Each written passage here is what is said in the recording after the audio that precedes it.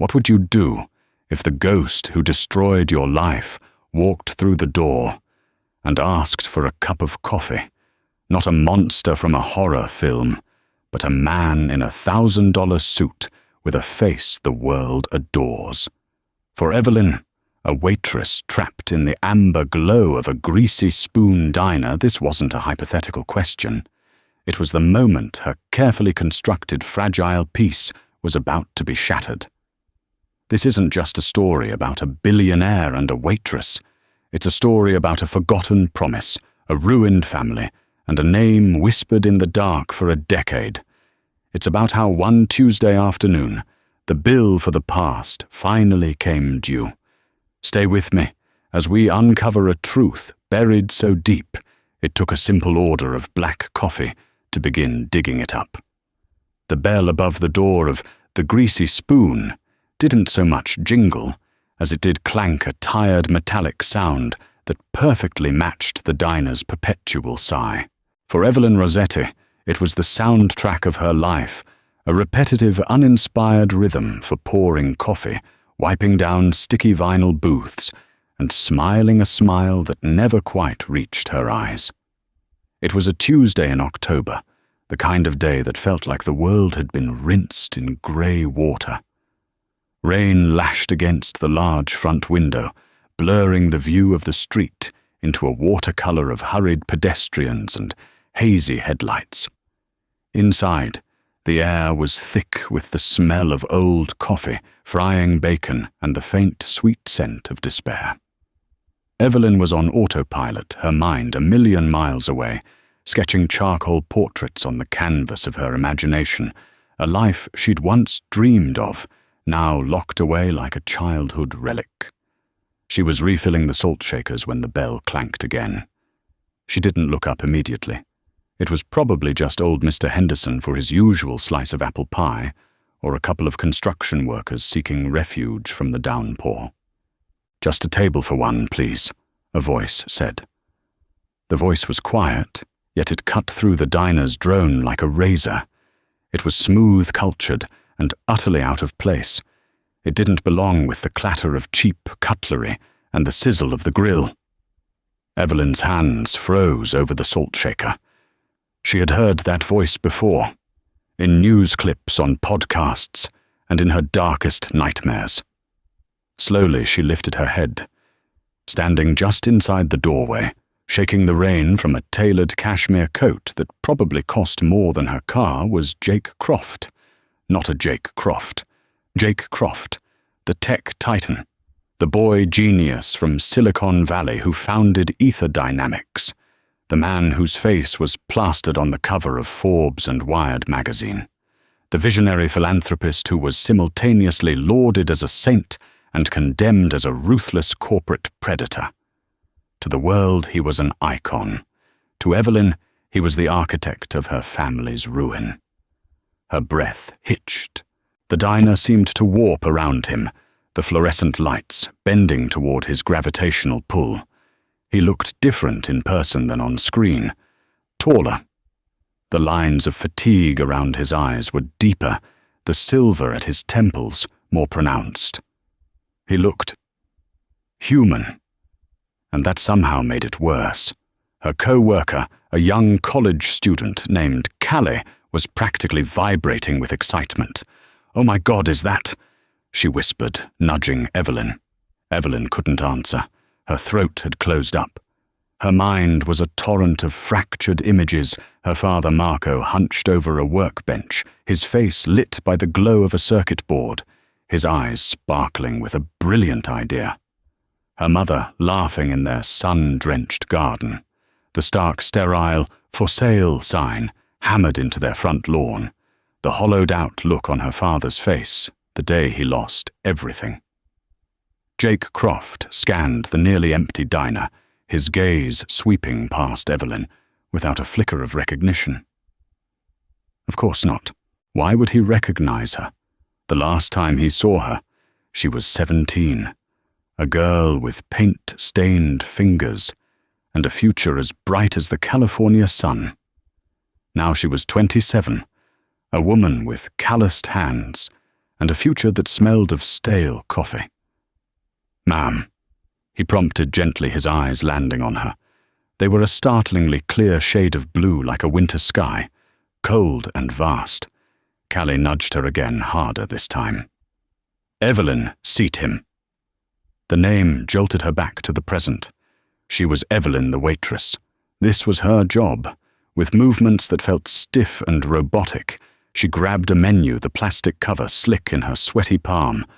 "Right this way." She managed to say, her voice a strained whisper. She led him to booth 4, a corner spot with a ripped vinyl seat that she'd tried to patch with duct tape. He slid in, placing a sleek, impossibly thin laptop on the table. He didn't seem to notice the diner's imperfections, or if he did, he gave no sign. He was an island of quiet intensity in a sea of mediocrity. "Coffee?" she asked, her voice still rough. "Black, please," he said, opening the laptop. The screen illuminated his face, casting sharp shadows across his features. He was already somewhere else, his mind diving into lines of code or multi-billion-dollar projections. Evelyn retreated to the counter, her hands shaking so badly she could barely hold the coffee pot. "Dude, that's Jake Croft!" Callie hissed, her eyes wide. "What is he doing here?" Evelyn didn't have an answer. This diner was a forgotten relic on a forgotten street. It wasn't a place people like Jake Croft visited. It was a place people ended up. She poured the dark liquid into a thick ceramic mug, her mind racing. What did she do? Scream at him? Throw the hot coffee in his face, demand he look at her, and see the ghost of the man he destroyed? No. She did what she had been doing for the last 10 years. She survived. She picked up the mug, her reflection, a distorted stranger in the dark liquid. She took a deep breath, smoothed down her apron, and walked back to table 4. She placed the coffee on his table with a steady hand she didn't know she possessed. "Here you go," she said. He glanced up, a flicker of polite acknowledgement. "Thank you." He paused, his eyes briefly meeting hers. For a terrifying, heart-stopping second, she thought she saw something. A spark of confusion, a hint of familiarity. But then it was gone. He gave her a small, dismissive nod and turned back to his screen. He didn't remember. He didn't remember her face, her name, or the life he had so casually dismantled. To Jake Croft, she was just a part of the scenery, another faceless person serving him coffee. And in that moment, the simmering anger that had been her constant companion for a decade ignited into a cold, hard flame. The next hour was a masterclass in torture. Every time Evelyn had to walk past booth 4, her stomach twisted into a knot of acid and memory. She could feel his presence, like a physical weight pressing down on the air in the diner. He worked with an unnerving focus, his fingers flying across the keyboard, his expression a mask of concentration. He ordered a grilled cheese sandwich, the most mundane item on the menu, and ate half of it without ever looking up from his laptop. Callie kept pestering her. "Did you talk to him? Did you ask him what he's doing here? Maybe he's scouting locations for a new tech campus. He's eating a grilled cheese, Callie not planning a corporate takeover." Evelyn snapped, her patience worn thin. She tried to focus on her other tables, on Mr. Henderson's complaints about the pie crust being too thick on refilling ketchup bottles. But her mind was a split screen. One side was the present, the clatter of the diner, the smell of grease. The other was the past, playing on a relentless loop. She remembered the name of her father's company, Innovatech. It had been his life's work. He'd developed a revolutionary data compression algorithm, a piece of code so elegant and efficient it was poised to change the industry. He was a brilliant creator, but a naive businessman. He had a partner, Richard Sterling, a man with a slick smile and shark-like eyes, who handled the finances. Jake Croft, then a rising star, known for his aggressive acquisition strategy, had made an offer for Innovatech. Her father wanted to refuse to grow the company himself, but Sterling, it turned out, had been negotiating behind his back. He'd leveraged company assets, created phantom debt, and painted a picture of impending bankruptcy to the board. He convinced them that Croft's offer wasn't just the best option, it was the only one. The takeover was brutal, a hostile acquisition. Jake Croft's lawyers, a team of what her father called well-dressed assassins, tore through their company, their patents, their lives. Her father was pushed out of the company he built with pennies on the dollar, while Sterling walked away with a golden parachute and a senior position at a rival firm. The public story was that Ether Dynamics had saved a failing startup. The private reality was that Jake Croft and Richard Sterling had slit her father's throat in a boardroom. The financial ruin was swift. They lost their house, their savings, her college fund. But the true cost was Marco Rossetti himself. The light in his eyes dimmed. He who could once see the future in lines of code could no longer see a future for himself. He tried to start over, but the industry saw him as a failure. 2 years after the takeover, his heart, broken and exhausted, simply gave out. A massive coronary. He was 52. The doctor called it a heart attack. Evelyn called it murder by 1,000 corporate cuts, and the man who held the knife was currently sipping coffee 20 feet away from her. Finally, Jake Croft closed his laptop. He beckoned her over. Evelyn braced herself, her notepad clutched in her hand like a shield. "The check, please," he said, his voice neutral. She scribbled the total 9.75 on a slip of paper and placed it on his table. He pulled out a wallet made of dark, supple leather and dropped a few bills into the small plastic tray. "Keep the change," he said, sliding out of the booth. He put on his coat, gave the diner one last, unreadable look and walked out. The bell clanked, announcing his departure. The diner seemed to exhale the tension in the air dissipating. Evelyn stood frozen for a moment before walking over to the table. She picked up the tray. Inside was a crisp $100 bill and a 50. $150 for a $10 meal. Callie rushed over. "No way. $150. See, he's a great guy." Evelyn stared at the money. To Callie it was a fortune, a sign of generosity. To Evelyn it was the ultimate insult. It was nothing to him. A rounding error. The cost of a cup of coffee and a sandwich, an amount so trivial he didn't even need to think about it. He had taken millions from her family, a future from her father, and he'd just paid her off with pocket change. The gesture wasn't kind. It was dismissive. It confirmed that in his world, people like her were invisible, their services paid for, and immediately forgotten. She pocketed the money, but it felt like lead in her uniform. This couldn't be the end. The universe, in its cruel and mysterious way, had brought him here to her place of exile. It had to mean something. That night, for the first time in years, Evelyn didn't sketch. She went online.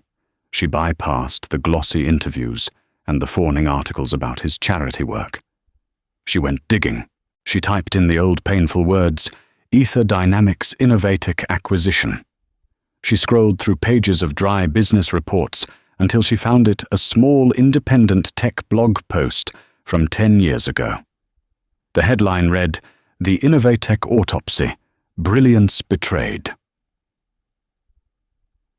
The article detailed the takeover, but it included a detail she'd never known. It mentioned rumors of a third party, a competing firm that had also been interested in her father's algorithm, but had mysteriously backed out at the last minute after a private meeting with Jake Croft. A new piece of the puzzle had just appeared, and with it a cold, clear sense of purpose. He hadn't just bought her father's company. He had actively isolated it, ensuring no one else could. The $150 sat on her dresser, a stark reminder of the chasm between their worlds. But it was no longer an insult. It was fuel. He had paid her to be a waitress. Now she would use his own money to start buying back her family's truth. The following days were a blur of restless energy. Evelyn worked her shifts at the diner on a knife's edge of anticipation and dread. Every time the bell clanked, her head would snap up her heart, hammering against her ribs.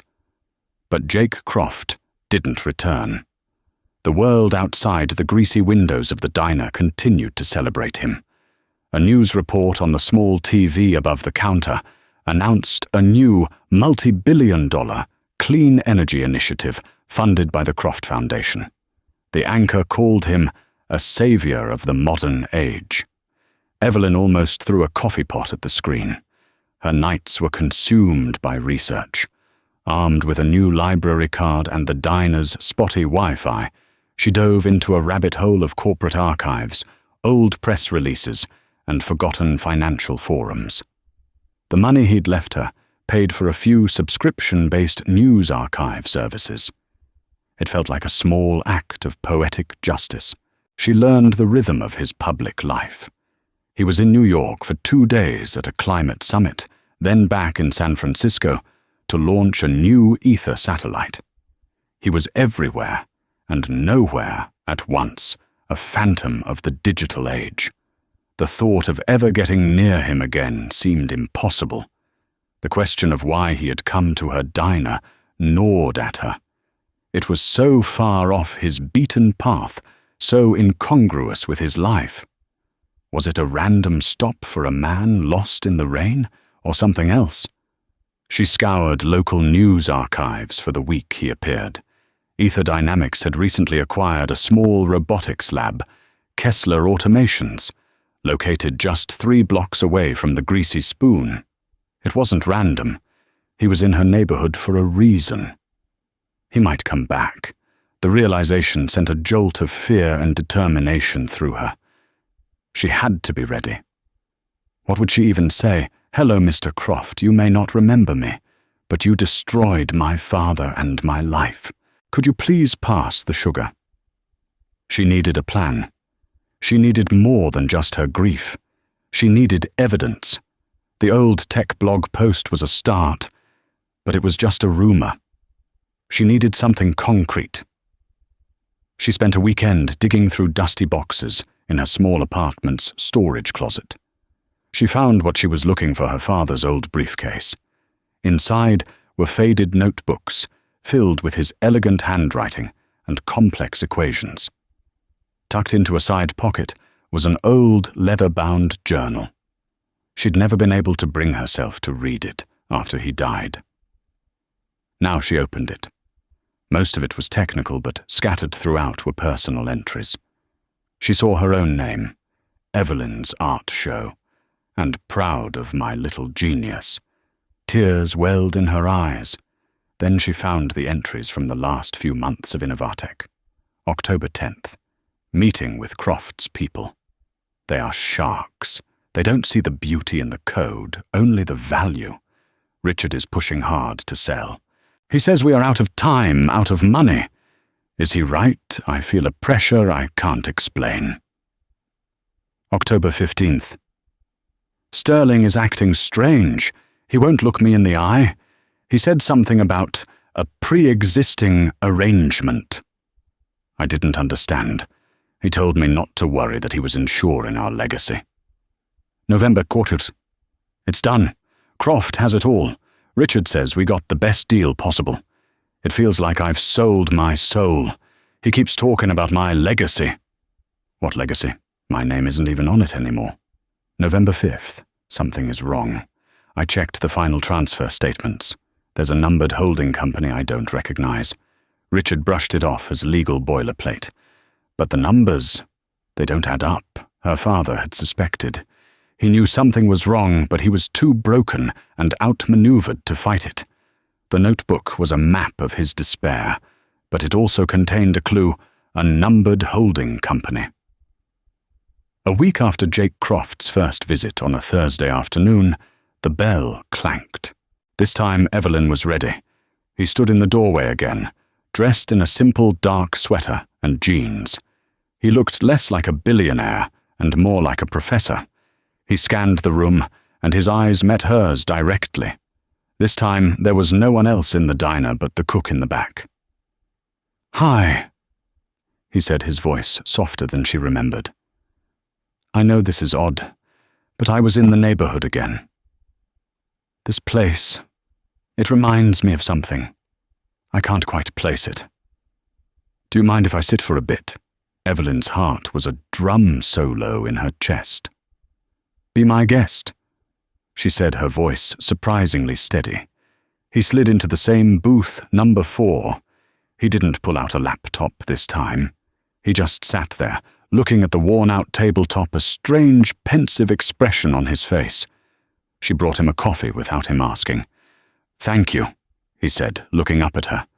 He studied her face, a real searching look this time. "I apologize if this is forward, but have we met before? You look incredibly familiar." This was it. The moment she had been rehearsing in her mind. Her prepared speeches, the angry accusations, the tearful pleas, they all evaporated. All that was left was the raw, unvarnished truth. She took a breath and stood her ground. "We've never been formally introduced," she said, her voice low and clear. "But you met my father 10 years ago." A flicker of confusion crossed his face. "Your father, Marco Rossetti," she said, letting the name hang in the air between them. "He was the founder of a company called Innovatec." The change in Jake Croft's demeanor was instantaneous and profound. The casual curiosity vanished, replaced by a guarded, almost imperceptible tension. The blue eyes that had been open and searching a moment ago became like panes of ice. The air crackled. He didn't speak for a long time, simply staring at her, the cogs of his formidable mind clearly spinning, recontextualizing every second he had been in this diner. "Rossetti?" He finally said the name of a ghost on his lips. "I remember the name." He looked at her again, truly seeing her this time. The 17-year-old girl in the back of his memory, now a 27-year-old woman with her father's determined eyes. "You're Evelyn." The sound of her name from his mouth felt like a violation. "Yes," she said, her voice shaking slightly, but her resolve hardening. "And I think you and I have a lot to talk about." The silence that followed was heavier than any words could have been.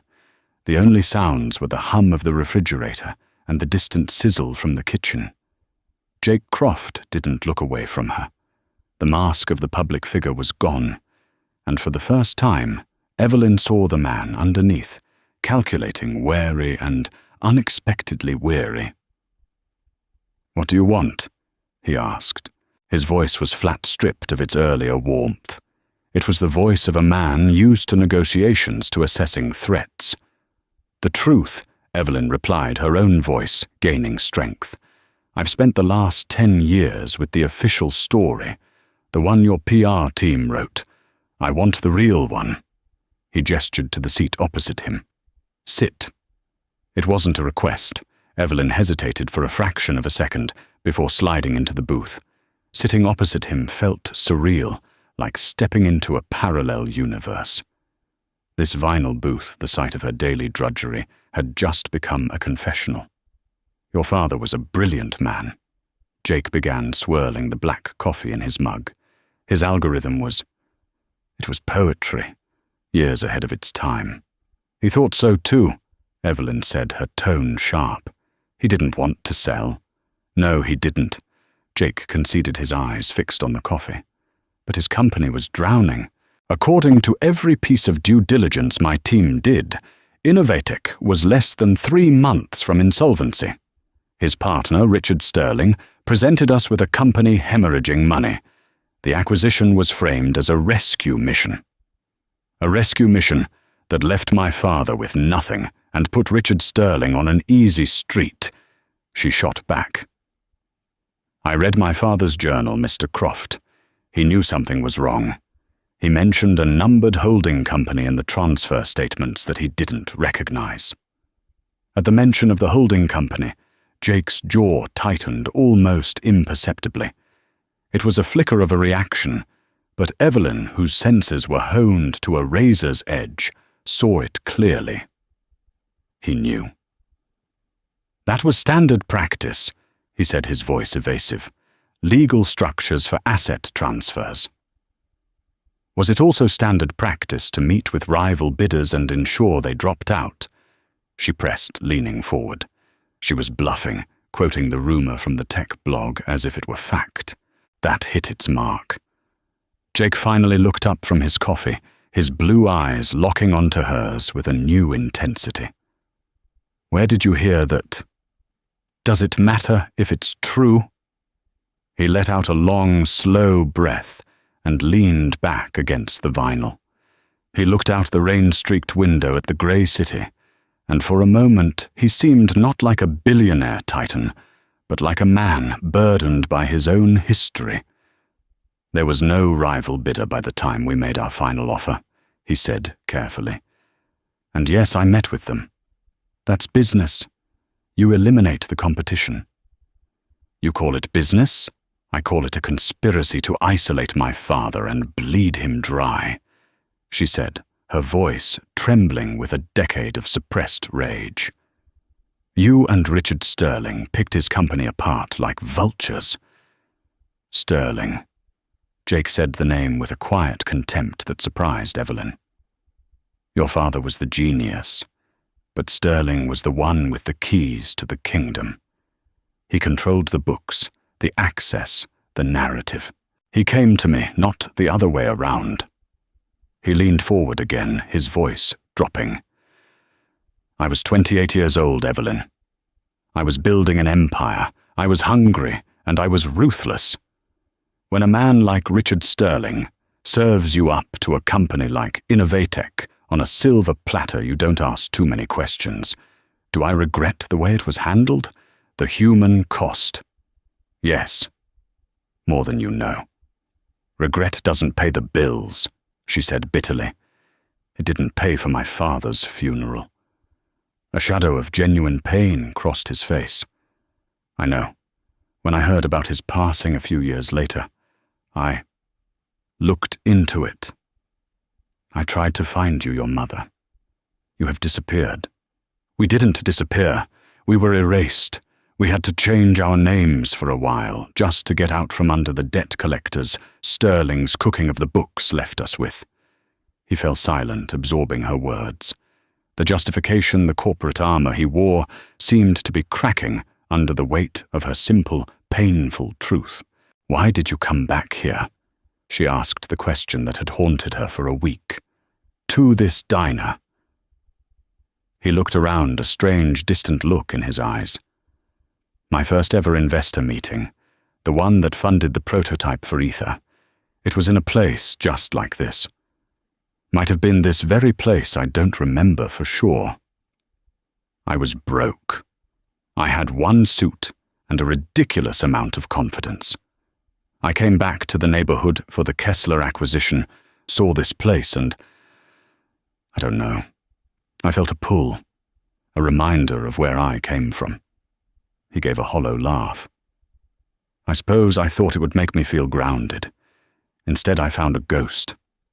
He looked directly at her, and his voice was raw with something she couldn't name. "What Sterling told me, and what my due diligence showed, was a company on the verge of collapse. We paid significantly over its supposed liquidation value. Sterling walked away with a finder's fee and a severance package that was built into his contract. Your father got what was left after the company's debts were paid off. Debts I was told were extensive. The debts my father said were phantom," she countered, "created by Sterling to make the company look worthless." Jake nodded slowly. "I've come to suspect the same thing over the years. Richard Sterling is one of the most creatively corrupt men I've ever had the displeasure of dealing with. He played me just as he played your father. He used my reputation for aggressive expansion as a weapon, but he aimed it. He opened his wallet, but this time he didn't pull out cash. He took out a business card. It was thick black and engraved with only a name and a private number. "I can't change the past," he said, sliding the card across the table. "I can't bring your father back. But you were right. There's more to the story. And Sterling is the one who wrote the darkest chapters." He stood up, leaving the card on the table. "I am truly sorry for my part in what happened to your family, Evelyn. That's not the truth you wanted, but it's the one I have." He walked out of the diner, the bell clanking softly behind him. Evelyn stared at the card. Her world had just been turned upside down. She had walked in today with a simple narrative. Jake Croft was the villain. But the story was more complex, more sinister. There was another ghost at this table. Richard Sterling. And Jake Croft had just handed her a weapon to go hunting. Evelyn didn't call the number on the card for 3 days. She kept it tucked in her apron pocket, the sharp corner, a constant pressing reminder against her hip. Her mind was a battlefield. Part of her screamed that it was a trap, a billionaire's trick to placate her, to manage the problem she represented. Jake Croft was a master strategist. Was this just another move on his corporate chessboard? But another part of her, the part that had her father's analytical mind, saw the logic in his story. It reeked of a deeper, more personal betrayal.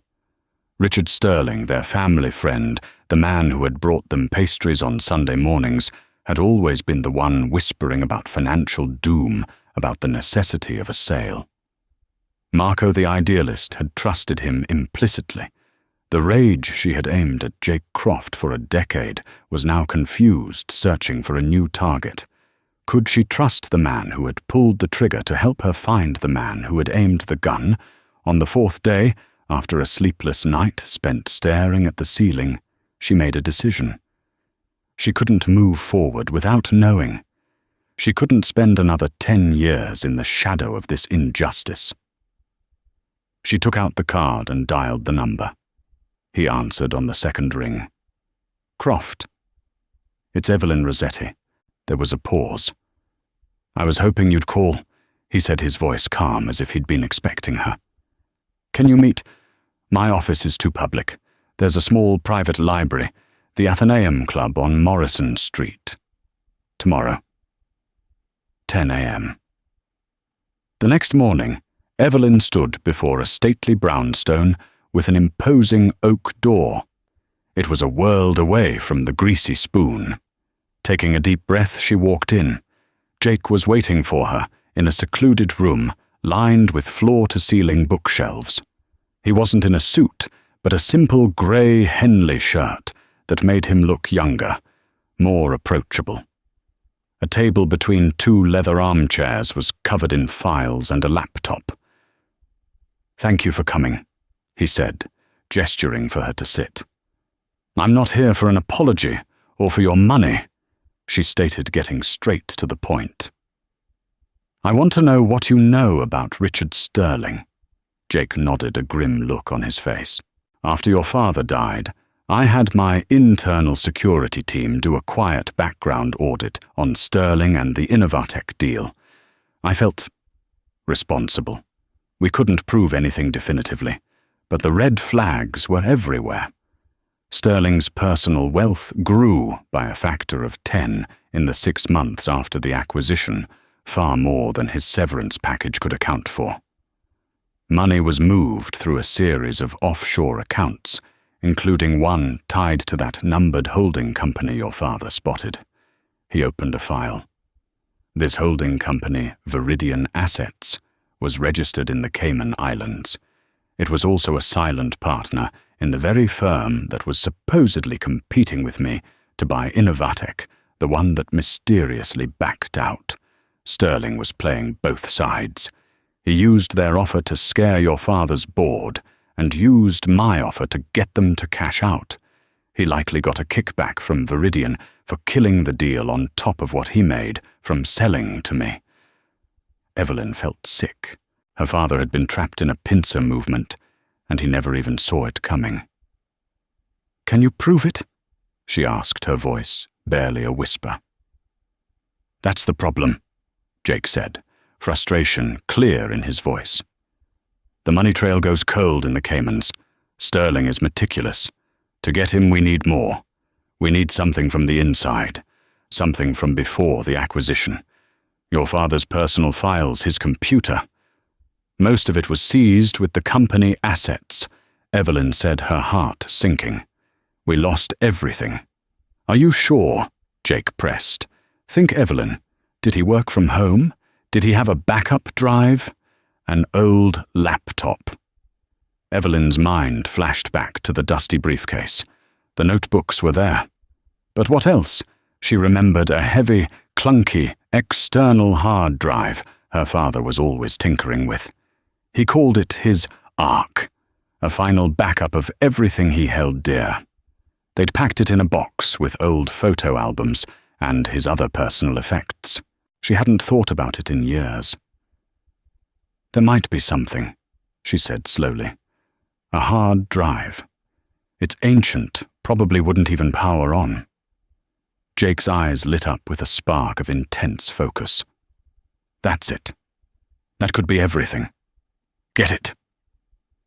2 days later, they were in a place that looked like a tech wizard's lair, a private workshop in the basement of one of Jake's properties. It was a sterile white room, filled with screens and sophisticated-looking hardware. Evelyn had brought the old hard drive. Jake handled it with the reverence of an archaeologist handling a priceless artifact. "The casing is damaged, and the IDE interface is obsolete, but the platters inside might be intact." For the next several hours, Evelyn watched as Jake became a different person. The detached billionaire was gone, replaced by the tech prodigy he'd once been. He worked with methodical precision, disassembling the drive in a clean room environment, carefully extracting the magnetic platters and mounting them into a modern forensic rig. "He encrypted it," Jake muttered after a while, staring at a screen filled with gibberish. "Good. It means there's something on here he wanted to protect. Can you break it?" "Everything can be broken," he said, a confident glint in his eye. He began writing code, his fingers a blur across the keyboard. It was the same intensity she'd seen in the diner, but now it was working for her, not against her. They worked late into the night, a strange, unspoken truce forming between them. Evelyn made coffee, and Jake explained the complex process of brute force decryption. In the quiet hum of the servers, they talked. She told him about her father's love for old sci-fi movies, and he told her about dropping out of college because his professors couldn't keep up with him.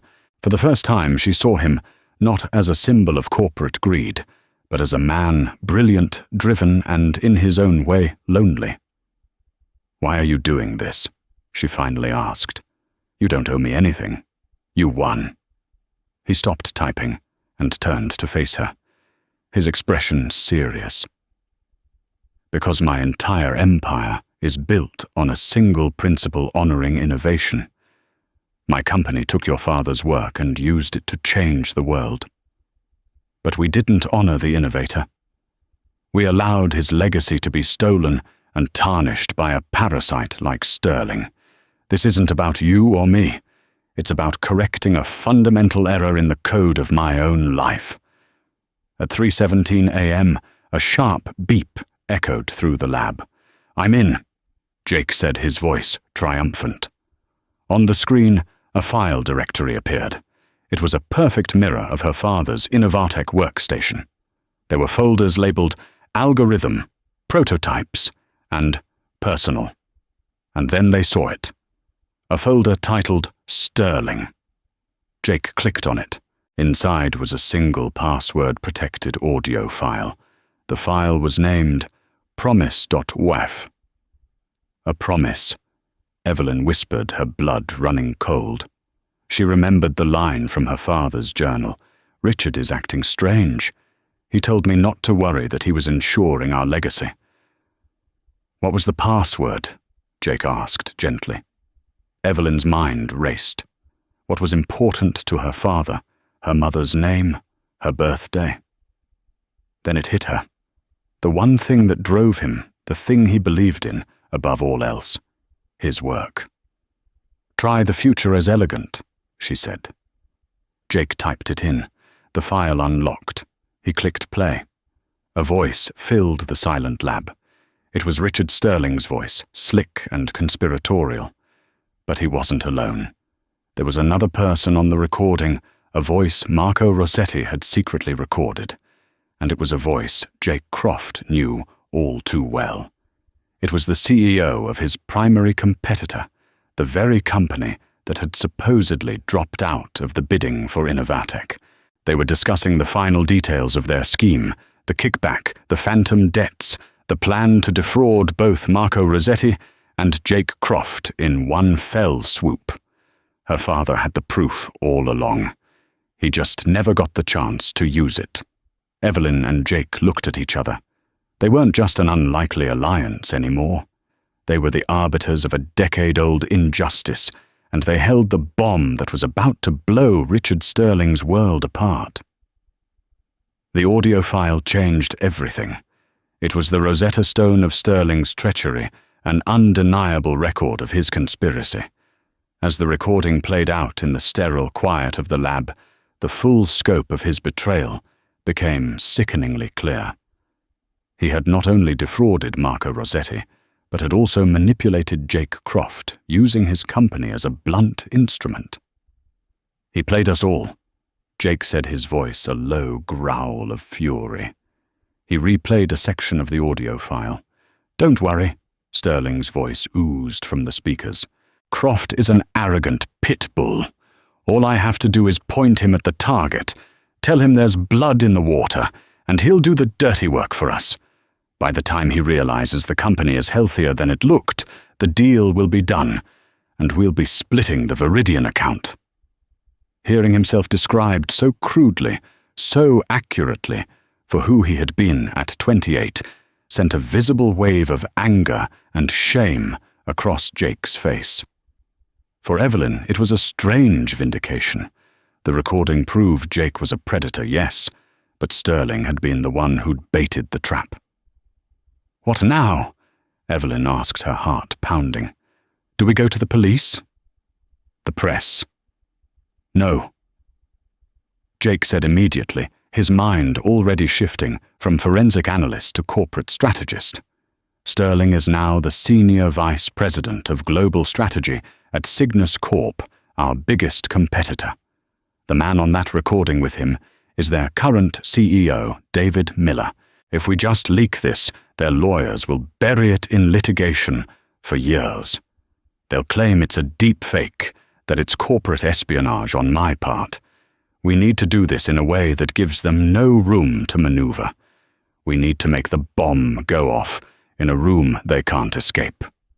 Over the next week, the private workshop became their command center. The dynamic between them solidified into a partnership of equals. Evelyn, with her intimate knowledge of her father's work, and the players involved, provided the context and the moral compass. Jake brought his immense resources, strategic mind, and a network that could open any door. He had his security team perform a deep-dive investigation into Richard Sterling's current life. The man lived in a glass palace of a mansion, sat on 3 charity boards, and was celebrated in the industry as a visionary. He had quite literally built a life on the ashes of her father's. The most important piece of information they uncovered was that Cygnus Corp was about to host its annual Innovation Gala, a lavish, high-profile event celebrating their achievements. Sterling was slated to be the keynote speaker. "That's our stage," Jake declared, pointing to the event invitation on a large monitor. "The entire industry will be there. The media investors' board members. It's the perfect place to present Mr. Sterling with his legacy." The plan they devised was audacious and multi-layered. First, Jake used his influence to secure a +1 invitation to the gala for Evelyn. She wouldn't be a waitress. She would be Evelyn Rossetti, his guest. The thought was both terrifying and exhilarating. Second, they needed to ensure the board of Cygnus Corp couldn't claim ignorance. Jake anonymously sent a heavily redacted transcript of the audio file to Cygnus's head of internal affairs, a notoriously straight-laced woman named Evelyn Reed. The transcript was missing names, but included enough detail about the Innovatec deal and the Viridian Assets Holding Company to set off internal alarm bells. It was a warning shot designed to make the board nervous and to put Sterling under a microscope. Third, and most crucially, was the delivery mechanism. Jake's team designed a piece of software, a benign-looking presentation file, that Evelyn would provide to the event's AV team. She would claim it was a short tribute video to her late father, Marco Rossetti, which Mr. Sterling had graciously agreed to let her show before his speech. The file, however, contained a hidden payload. When played, it would lock the auditorium's projection system and broadcast the unredacted audio file to every screen and speaker in the room. There would be no way to stop it. The days leading up to the gala were a whirlwind of preparation. Jake brought in a stylist to help Evelyn pick out a dress, a simple, elegant gown of deep emerald green. When she looked at herself in the mirror, she barely recognized the woman staring back. The tired waitress was gone, replaced by someone who looked poised, powerful, and ready for battle. "My father should be the one taking me to an event like this," she said quietly to Jake as they stood in his workshop the night before the gala. "I know," he said, his voice soft, "but tonight you carry his legacy. You are the elegant future he believed in." He was quoting her password, her father's core belief. The gesture was small, but it meant the world. The night of the gala, they arrived in a sleek black car that whispered to a stop before a river of red carpet. Flashes from cameras popped, and reporters shouted questions at Jake, who ignored them all. He gently guided Evelyn through the throng, his hand a steady presence on her lower back. Inside the ballroom was a galaxy of glittering chandeliers and clinking champagne flutes. Evelyn felt a wave of imposter syndrome, but then she saw him. Across the room, holding court and laughing with a group of executives, was Richard Sterling. He looked older, grayer, but his smile was the same slick, predatory curve she remembered from her childhood. Her resolve hardened into diamond. As planned, Evelyn found the AV technician. Feigning a slight nervousness, she handed him the USB drive. Mr. Sterling said this was okay. It's a short tribute for my father, Marco Rossetti. It's meant to be played just before he comes on stage. The technician, seeing her with Jake Croft, didn't question it for a second. "No problem, ma'am. We'll cue it up." Evelyn and Jake took their seats at a table near the front. The waiting was agony. The CEO, David Miller, the other voice on the recording, gave a bland opening speech. Evelyn watched the head table and saw Evelyn Reed, the head of internal affairs, whisper something to Miller. He waved her off, annoyed. Jake's warning shot had been received, but not yet heeded. Finally, the master of ceremonies stepped up to the podium. And now a man whose strategic vision has been instrumental to our success this year. But before we welcome him, we have a brief special presentation in honor of a past innovator, Marco Rossetti, a tribute graciously arranged by our keynote speaker himself, Mr. Richard Sterling. A smattering of polite applause rippled through the room. Evelyn saw Sterling at the side of the stage, preening a look of smug confusion on his face, as he clearly had no idea what this was about. He thought it was a surprise honor for him. Evelyn held her breath. Jake gave her hand a slight reassuring squeeze under the table. The lights in the ballroom dimmed. The large screens on either side of the stage flickered to life. For a second, a picture of her father, young and smiling in his workshop, appeared on the screen with the words, "In Memoriam, Marco Rossetti," and then the audio began. "Don't worry," Sterling's voice echoed through the vast ballroom, crisp and clear. "Croft is an arrogant pit bull." The room fell into a stunned, absolute silence. The silence in the grand ballroom was a physical thing, a thick, suffocating blanket that smothered every whisper and clink of glass. Richard Sterling, who had been standing at the side of the stage with a self-satisfied smirk, froze. The colour drained from his face, leaving behind a pasty waxen mask of horror. On the screens, the smiling photo of Marco Rossetti remained a silent witness as the ghost of Sterling's voice continued to haunt the room.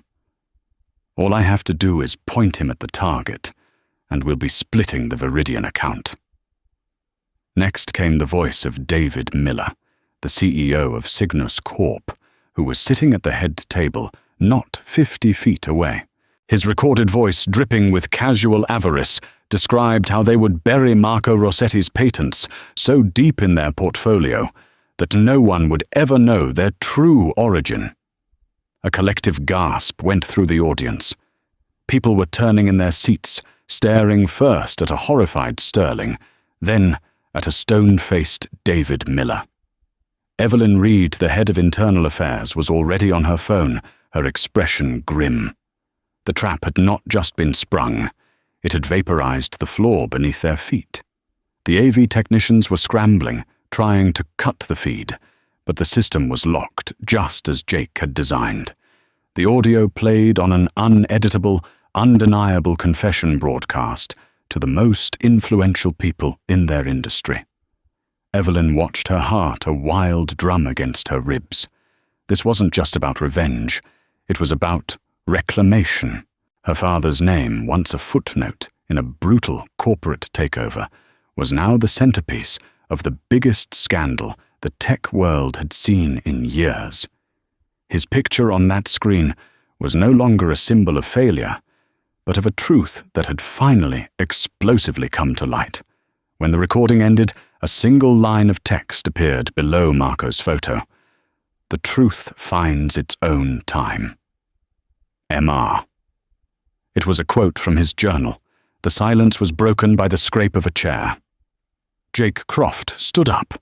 He didn't speak loudly, but his voice, amplified by the microphone at their table, carried across the entire room.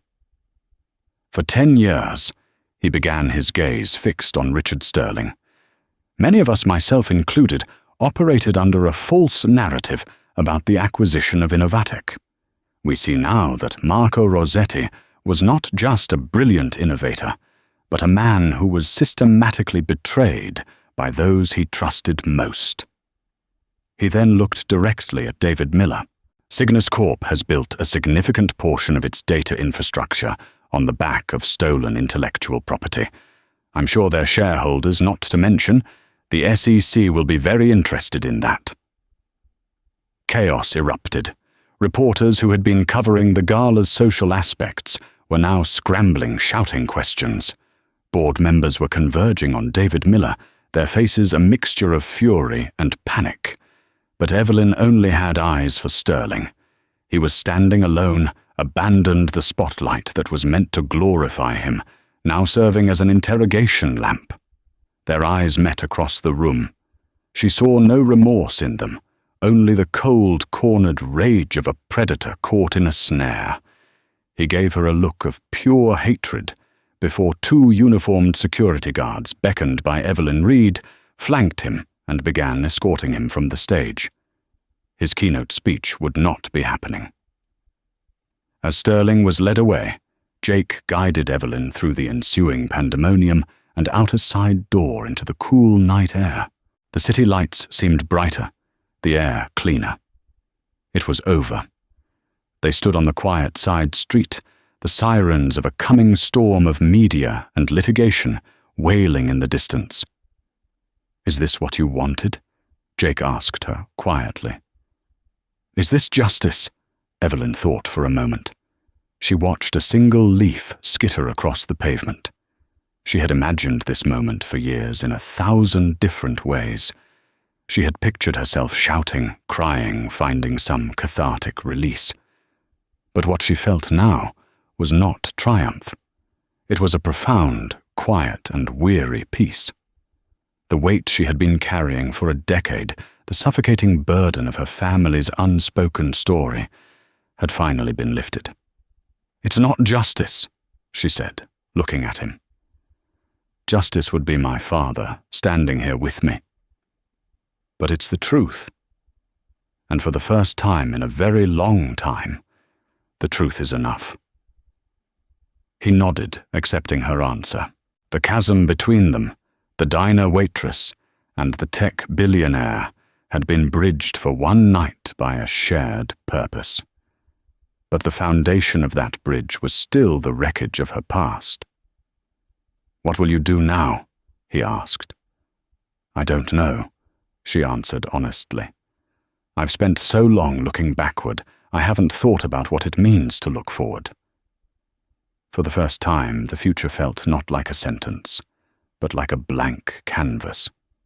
An idea sparked in her mind, one that had been dormant for a decade. "Maybe I'll buy some charcoal and a sketch pad." A small, genuine smile touched Jake's lips. "I have a better idea." He told her about the Croft Foundation's new initiative, a grant program for artists who were using technology to create new forms of expression. The Marco Rossetti Grant for Digital Artistry. It was something he had been setting up quietly over the past week. "I can't undo what I did," he said, his voice earnest, "but I can honor the man I wronged by investing in the future he believed in. A future he passed on to you. The grant is yours if you want it. No strings attached. Just a chance to build something new." Tears pricked at Evelyn's eyes, but they weren't tears of sorrow. They were tears of release. He wasn't offering her a handout. He was offering her a chance to reclaim the life that had been stolen from her, a chance to become the artist her father had always encouraged her to be. "I accept," she said, her voice clear and strong. Her past was not erased, but it no longer defined her. The story of the waitress and the billionaire was over. A new story, that of the artist Evelyn Rossetti, was just beginning. And so a story that began with a cup of coffee in a forgotten diner ended in the fall of a corporate titan and the rebirth of a dream. Evelyn Rossetti didn't get her past back, but she reclaimed her future. Jake Croft couldn't erase his mistakes, but he chose to build a legacy of atonement. Their story is a powerful reminder that the truth, no matter how long it's buried, has a way of coming to light, and that true justice isn't always about revenge. Sometimes it's about rebuilding. It teaches us that even in the face of impossible odds, one person's refusal to forget can change everything. What did you think of Evelyn's journey? Could you ever forgive someone like Jake? Let me know your thoughts in the comments below. If this story of resilience and unexpected justice moved you, please show your support by hitting that like button, sharing it with someone who loves a powerful story, and subscribing to the channel for more real-life dramas, just like this one. Thank you for listening.